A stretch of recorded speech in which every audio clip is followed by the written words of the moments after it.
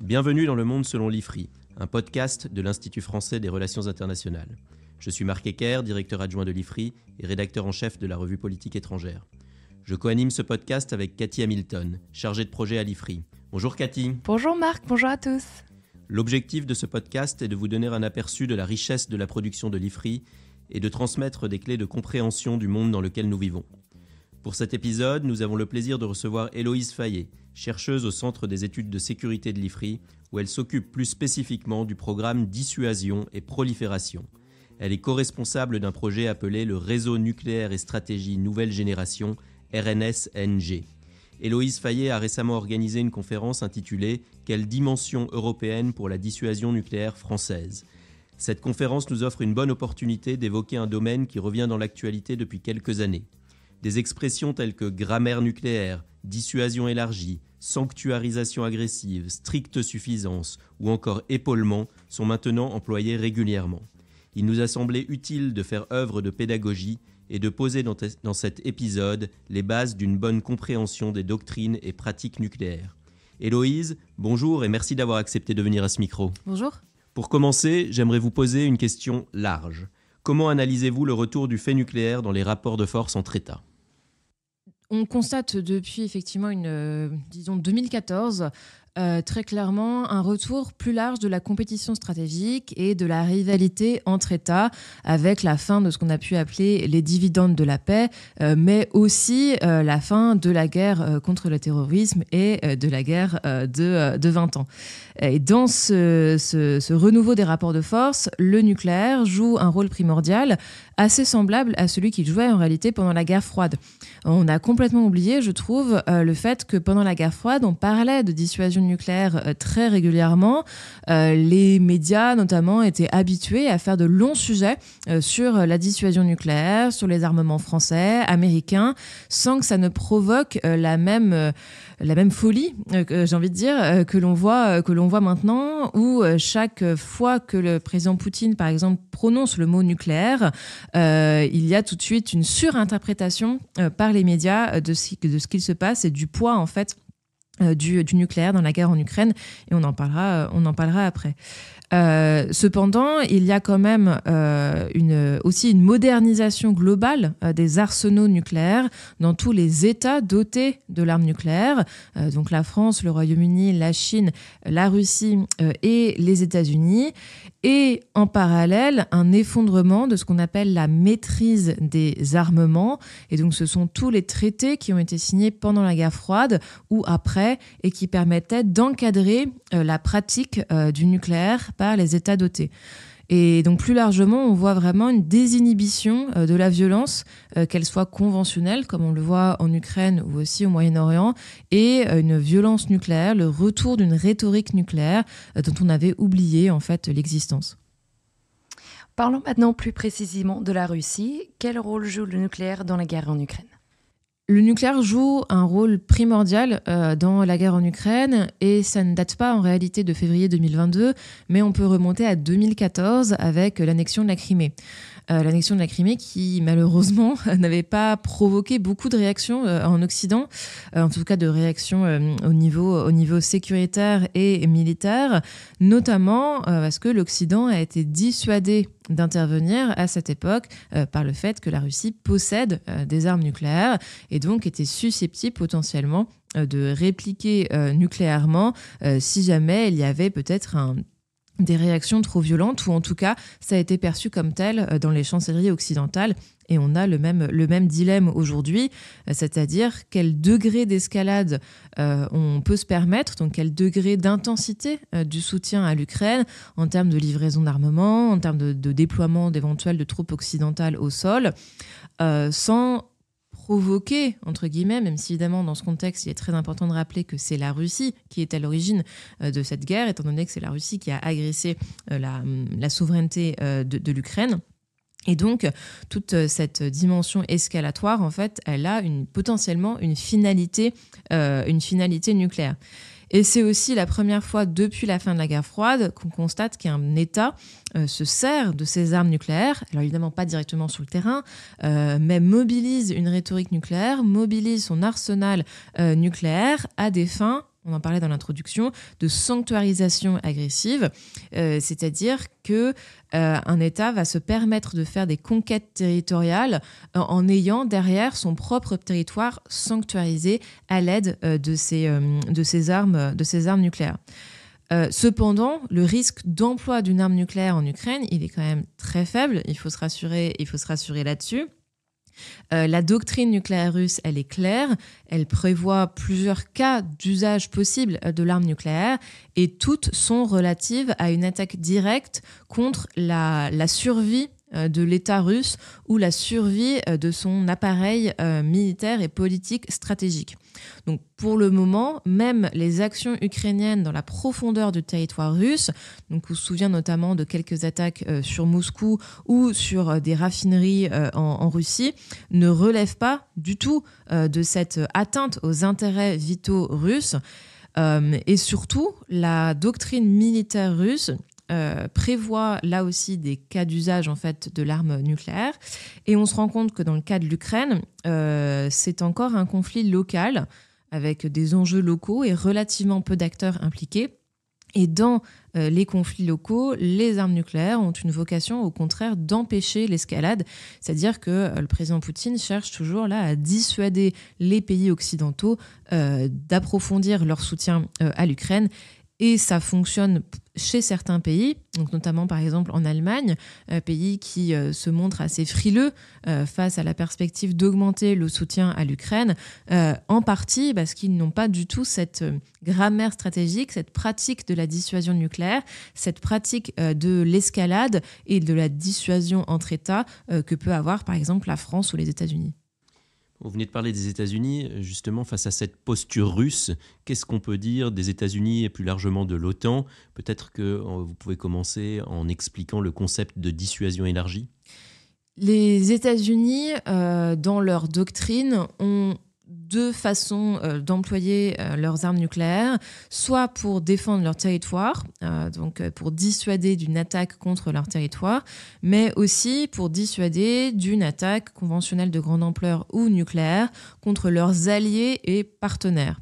Donc les alliés, en gros, ce sont les pays de l'OTAN en Europe, et leurs partenaires, ce sont la Corée du Sud, le Japon et l'Australie, donc en Asie, et c'est ça qu'on qualifie de dissuasion élargie, donc extended deterrence en anglais, qui peut parfois être compris, ou traduit dans la presse comme parapluie nucléaire américain, ce qui est une expression certes facilement compréhensible, mais un petit peu trompeuse, parce qu'un parapluie sous-entend une étanchéité totale, alors qu'évidemment, quand on parle d'armes nucléaires et de dissuasion, on n'est jamais complètement certain de ce qui peut se passer, et donc c'est pas non plus un parapluie totalement étanche. Alors, comment fonctionne cette dissuasion élargie ? Donc, au sein des pays de l'OTAN, elle fonctionne en stationnant, en déployant des armes nucléaires américaines sur le territoire de certains pays de l'OTAN, donc l'Allemagne, la Belgique, les Pays-Bas, l'Italie et la Turquie. Donc, ce sont des armes nucléaires américaines, des bombes à gravité qui peuvent être larguées depuis des avions de la nationalité du pays où sont stockées ces armes. Et ces avions seraient pilotés, là aussi, par des pilotes belges ou allemands qui sont spécifiquement entraînés pour ça. Mais ça ne veut pas dire que les États-Unis donnent ces armes nucléaires à la Belgique ou à l'Allemagne. Ça reste sous contrôle total des États-Unis, donc avec des militaires américains qui sont présents sur les bases de déploiement et qui assurent la maintenance, la sécurité de ces têtes nucléaires. Mais effectivement, en cas d'emploi, la décision est censée être prise à deux, donc c'est-à-dire les États-Unis et le pays où les armes sont déployées, avec aussi le rôle du Conseil de l'Atlantique Nord pour la mise en œuvre éventuelle de cette composante. Bon, évidemment, donc là, on parle quand même de bombes à gravité qui sont mises sous des chasseurs, des F-35 le plus généralement. On se doute bien que c'est pas ça qui est le plus performant pour aller éventuellement frapper en Russie ou sur le territoire d'un autre adversaire, comparé par exemple à des missiles balistiques intercontinentaux. Et donc, ce déploiement, il est surtout à des fins de réassurance et de ce qu'on appelle du signalement stratégique. Ça, c'est extrêmement important quand on parle de dissuasion nucléaire, parce que vu que les armes nucléaires ne sont pas employées sur le terrain, fort heureusement, enfin pas depuis août 1945 et Hiroshima et Nagasaki, la dissuasion, elle repose uniquement dans la psychologie et donc dans la compréhension de la psychologie de votre adversaire. C'est-à-dire que vous allez devoir lui signaler que si jamais il vous attaque, donc par une attaque conventionnelle de grande ampleur ou par une attaque nucléaire, votre capacité à riposter est telle que l'attaque n'en vaut plus la peine. Donc c'est vraiment ça, en fait, le concept de dissuasion, donc qui s'applique aux forces conventionnelles, évidemment, mais surtout aux forces nucléaires, parce que malheureusement, on n'a rien trouvé de mieux pour l'instant dans l'arsenal mondial que la destruction inimaginable qu'on peut causer par des armes nucléaires. Donc c'est vraiment ça qui instille, en fait, peut-être la terreur suprême, donc qui fait que la dissuasion nucléaire fonctionne. Mais voilà, c'est quelque chose qui repose surtout sur la psychologie et donc il faut signaler votre résolution à potentiellement employer des armes nucléaires, signaler la crédibilité de ces armes et donc ça peut passer par le déploiement effectivement d'armes nucléaires à l'étranger, mais aussi beaucoup par des exercices, par des discours, par des tirs de qualification de missiles donc sans charge nucléaire. Et donc tout ça, ça concourt à une crédibilité qui est extrêmement importante tant pour le pays que vous protégez, dans le cas d'une dissuasion élargie, que dans l'œil de l'adversaire. Quand on parle de l'OTAN, la France en fait partie, mais pas de son groupe des plans nucléaires. Est-ce que vous pourriez nous expliquer ce que cela signifie et nous parler plus largement de la doctrine nucléaire de la France ? Alors ça, c'est une magnifique singularité française.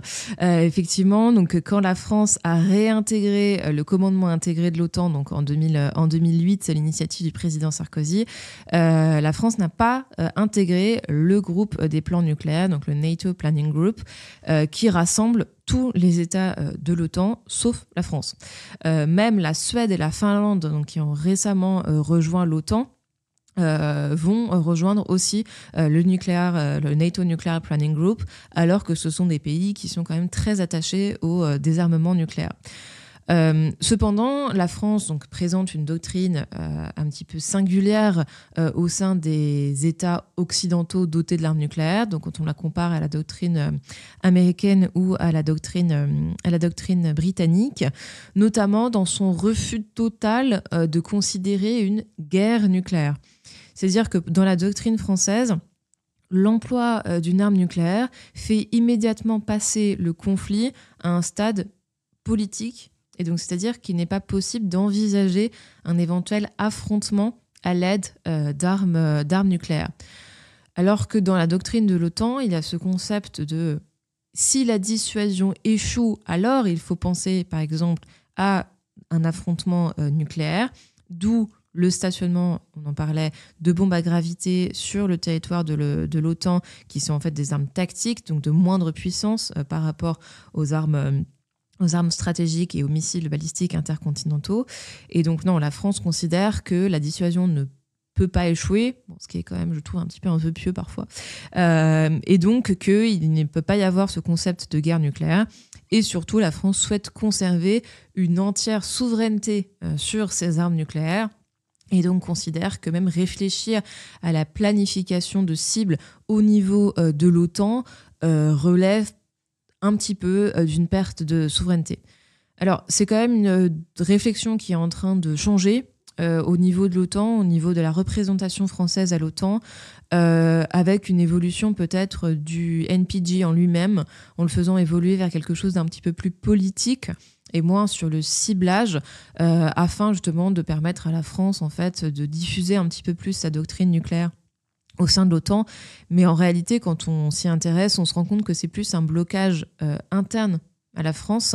On sait très bien que tout ce qui touche à l'OTAN peut être un petit peu sensible sur, disons, à l'extrême gauche et l'extrême droite de l'échiquier politique, et donc que ça peut être potentiellement mal vu d'annoncer que la France rejoint le Nuclear Planning Group, quand on sait aussi tous les fantasmes en fait, qu'il peut y avoir autour de l'OTAN.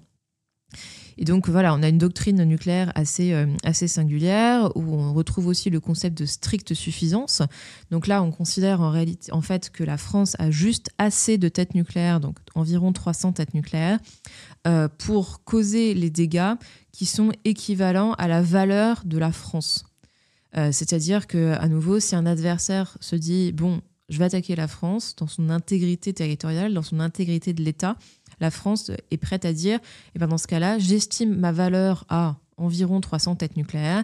Et donc, si vous voulez m'attaquer, il faut être prêt à subir les dégâts de 300 têtes nucléaires. Donc ça, c'est le concept de stricte suffisance. Et puis, on parlait justement du rôle des armes nucléaires au sein de l'OTAN, mais il faut aussi réfléchir au rôle des armes nucléaires au sein de l'Union européenne et de la défense de l'Europe. Et là, la France aussi évolue un petit peu sur ce sujet. Donc la dimension européenne de la dissuasion française, et notamment des intérêts vitaux français, donc elle est présente depuis le début des années 1970. Mais du fait de l'avancée de la construction européenne, mais aussi des menaces qui pèsent sur l'Europe, notamment venant de la Russie, le président de la République, donc Emmanuel Macron, dans son discours sur la stratégie de défense et de dissuasion de la France en février 2020, a vraiment réitéré cette dimension européenne des intérêts vitaux de la France et a appelé à un dialogue stratégique avec les partenaires de la France au sein de l'Europe, afin justement de réfléchir à comment la France et ses armes nucléaires peuvent contribuer à la défense de l'Europe. Alors là, c'est vraiment quelque chose qui est en cours de construction, parce que l'idée n'est pas de faire, disons, un autre parapluie nucléaire semblable aux États-Unis. Déjà parce qu'il n'y a probablement pas assez de têtes nucléaires pour être crédible vis-à-vis des alliés, mais aussi des adversaires de la France. Et puis même, il y a une crédibilité politique que la France n'a peut-être pas toujours au sein de l'Union européenne et des pays européens, mais il y a quand même une réflexion qui se fait avec un intérêt croissant des alliés, donc notamment de la Pologne, de l'Allemagne, des pays baltes ou des pays scandinaves, et notamment auxquels l'IFRI participe au travers de publications et d'un dialogue stratégique entre la France et les pays nordiques sur les sujets de dissuasion, justement. Merci. Éloignons-nous maintenant, Héloïse Fayet, de l'Europe, pour parler d'une superpuissance en devenir qui a de fortes ambitions dans le domaine nucléaire. Et je veux bien sûr parler de la Chine. Alors là, il serait intéressant que vous nous donniez aussi quelques éléments chiffrés, parce que vous avez parlé des 300 têtes françaises. Ce serait intéressant de savoir combien il y en a en Chine et quels sont leurs objectifs. Intéressant aussi d'avoir quelques chiffres sur les États-Unis, si vous pouvez nous en donner. Mais la question est la suivante, c'est comment est-ce que vous analysez la montée en puissance nucléaire de ce pays ? Alors, quelques chiffres, effectivement, pour commencer. Donc, les États-Unis et la Russie ont environ 1550 têtes nucléaires stratégiques chacun déployées. Donc, ça veut dire qu'en permanence, il y a au maximum 1500 têtes nucléaires stratégiques qui peuvent être mises, donc dans le cas de la Russie et des États-Unis, soit sur des missiles balistiques intercontinentaux tirés depuis le sol, donc soit depuis des silos donc enterrés fixes ou depuis des camions mobiles. Donc ça, c'est ce qu'on appelle la composante terrestre. Il y a aussi des missiles qui peuvent être tirés depuis des sous-marins nucléaires lanceurs d'engins. Donc là, on parle de composante océanique. Et des missiles qui peuvent être tirés depuis des avions, donc des missiles de croisière. Et donc là, on parle de composantes aéroportées.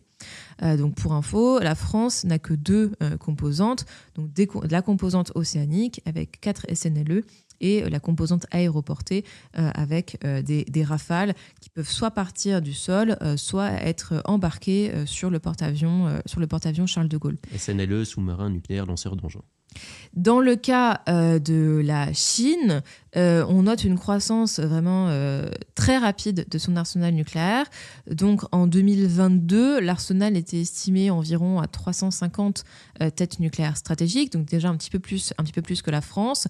2023-2024, on en serait à 420, voire un peu plus selon les estimations. Et selon les services de renseignement américains, mais aussi des think tanks qui peuvent évaluer le potentiel de croissance, notamment grâce au cycle du plutonium, on en serait peut-être à 1000 têtes nucléaires stratégiques en 2030, et donc une parité avec les États-Unis et la Russie. Donc ça signifie qu'au lieu d'avoir une dissuasion avec 2 gros pôles de puissance tels qu'on le connaît depuis les débuts de l'arme atomique, donc quelque chose qui, certes, subit en ce moment les affres de la guerre en Ukraine avec la fin de certains accords et traités comme le traité de New Start qui justement instaure ce plafond de 1550 têtes nucléaires stratégiques déployées. Donc une connaissance en fait mutuelle entre les États-Unis et la Russie. Là, ce nouvel acteur chinois, il bouleverse le paysage géopolitique. En tout cas, c'est comme ça que les États-Unis le perçoivent. Et donc, on parle même du problème à 3 corps, donc en s'inspirant déjà de la théorie mathématique et puis ensuite de la série de livres de science-fiction qui portent justement sur l'impossible équilibre dès lors que l'on a 3 corps qui en fait évoluent l'un autour de l'autre. Et donc là, potentiellement, on s'oriente vers une instabilité stratégique du fait de la montée en puissance de la Chine. Chine qui évidemment justifie la croissance de son arsenal par le fait qu'elle est une très grande puissance mondiale, potentiellement à terme première puissance économique, peut-être première puissance aussi sur le plan stratégique, militaire, et donc qui considère qu'elle doit avoir un arsenal nucléaire à sa juste valeur, à sa juste dimension, et donc viser la parité, voire le dépassement, en tout cas en termes de nombre de têtes des États-Unis et de la Russie. Cependant, pour le moment, sur le plan opérationnel, il y a quand même beaucoup de doutes qui subsistent sur la crédibilité et l'efficacité de la dissuasion nucléaire chinoise. Par exemple, il y a eu des nombreux scandales de corruption au sein de la force des roquettes, donc qui est la force en fait des armes nucléaires en Chine. Les silos qui abritent donc les missiles balistiques intercontinentaux sont probablement pas tous remplis par des armes nucléaires. Certains missiles ne seraient même pas remplis avec du carburant, mais avec de l'eau et du sable. Ils ont eu des problèmes aussi avec leurs sous-marins nucléaires, lanceurs d'engins. Mais c'est certain qu'ils apprennent beaucoup. Et donc, d'ici 2030, effectivement, on aura très probablement ce déséquilibre avec 3 paires. Et donc, aux États-Unis, il y a un très riche débat stratégique sur comment réagir. Est-ce qu'il faut augmenter le nombre de têtes aux États-Unis, diversifier l'arsenal, comment faire pour rester crédible, comment faire justement pour cette dissuasion élargie dont profitent la Corée du Sud, le Japon et l'Australie reste crédible face à cette menace chinoise. Est-ce que les États-Unis seront toujours capables aussi d'avoir des armes nucléaires stockées en Europe pour protéger les pays de l'OTAN s'ils doivent à la fois dissuader la Russie et la Chine? Et donc c'est quelque chose auquel nous, occidentaux, enfin européens, on doit aussi en fait se préparer. Pour terminer, on va évoquer les nouvelles technologies et plus spécifiquement l'intelligence artificielle. En quoi l'IA va-t-elle impacter le domaine nucléaire ?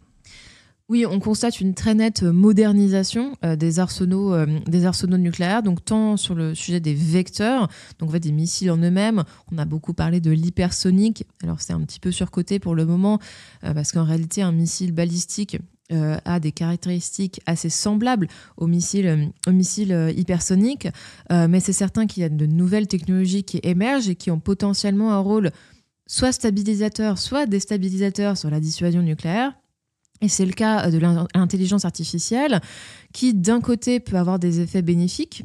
Donc, par exemple, pour analyser de grandes quantités d'imagerie satellite, si on veut essayer de trouver où sont les silos chinois ou analyser les mouvements des armes nucléaires russes lorsqu'elles sont transportées d'une base à l'autre, l'intelligence artificielle peut être extrêmement précieuse en la matière. Bon, alors ça veut dire aussi que si on peut faire ça, si l'Occident peut faire ça, sur les armes nucléaires chinoises, alors potentiellement les Chinois peuvent aussi mieux surveiller les bases aériennes françaises ou le mouvement des SNLE dans le goulet de Brest. Donc là aussi, c'est à double tranchant. Et puis, la question aussi que tout le monde se pose, c'est à quel moment on intégrera de l'intelligence artificielle dans les systèmes de prise de décision nucléaire. Alors, évidemment, on n'en est pas du tout à un Terminator ou des films comme War Games dans les années 80 qui décrivaient justement une IA capable de lancer par elle-même une arme nucléaire. Les 5 États dotés de l'arme nucléaire se sont indirectement entendu pour toujours conserver un humain dans la prise de décision du lancement de l'arme nucléaire, et heureusement. Mais il y a quand même toujours cette tentation, par exemple, de faciliter l'analyse du contexte stratégique à l'aide de l'IA pour analyser beaucoup plus facilement des données, éventuellement aussi créer des modèles prédictifs et aussi accélérer du coup la boucle de décision. Parce que si vous avez des missiles qui vont plus vite qu'avant, donc des missiles hypersoniques, il faut être capable de réagir extrêmement rapidement face à la menace. Et donc, est-ce qu'ensuite, il y aura plus d'appui justement sur l'IA par rapport à ça? C'est la crainte un peu qui existe actuellement. Et puis, plus largement, on sait par exemple que l'intelligence artificielle est utilisée pour générer des faux discours, des fausses images et plus largement des fausses informations.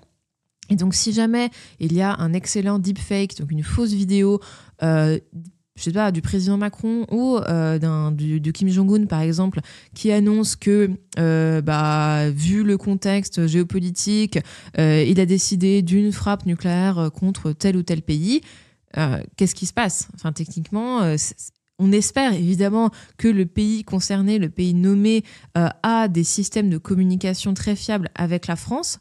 Mais on voit que cette capacité à communiquer entre États dotés de l'arme nucléaire, ça s'érode petit à petit. Et puis, il y aura aussi évidemment une énorme crainte dans la population. Et on voit déjà que la population les populations, que ce soit en Occident, mais aussi dans des autocraties, peuvent être très sensibles aux fausses nouvelles. On le voit sur le nucléaire.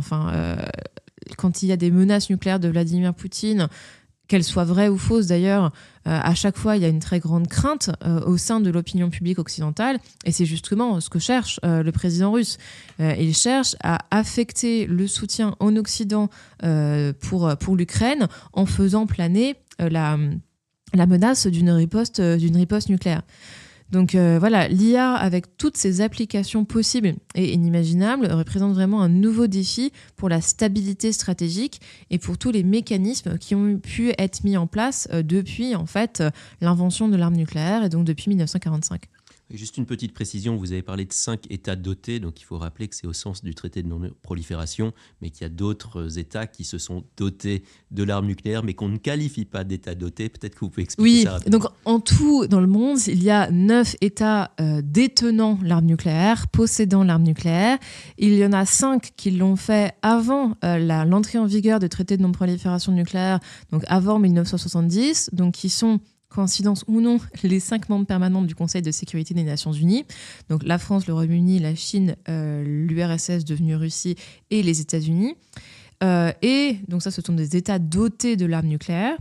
Et le traité de non-prolifération crée aussi donc du coup une catégorie d'États non dotés de l'arme nucléaire qui, en échange de renoncer à développer un arsenal nucléaire, sont censés bénéficier d'une aide pour développer le nucléaire, mais du côté civil, c'est-à-dire développer l'énergie nucléaire à des fins civiles. Et il y a aussi un engagement des États dotés de l'arme nucléaire pour le désarmement nucléaire, ce qu'on ne voit du coup pas du tout en ce moment, malheureusement.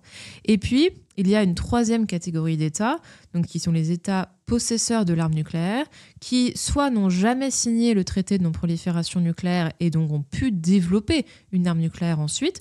Donc là, c'est Israël, Inde et Pakistan. Et puis, il y a le cas particulier de la Corée du Nord, qui était signataire du traité de non-prolifération et qui s'en est retiré en 2003 et qui depuis poursuit sa voie vers un nucléaire efficace. Et puis après, il y a évidemment des candidats à la prolifération nucléaire, ou en tout cas des pays qui ont un programme nucléaire civil, mais qui pourraient très facilement développer une arme nucléaire fonctionnelle. S'il y a une décision politique de le faire et si le contexte stratégique en fait s'y prête. Donc évidemment, on pense le plus souvent à l'Iran qui pourrait en 1 à 2 ans développer une arme nucléaire fonctionnelle, mais qui pour l'instant bénéficie de tous les avantages d'une dissuasion conventionnelle sans avoir besoin, entre guillemets, d'une arme nucléaire.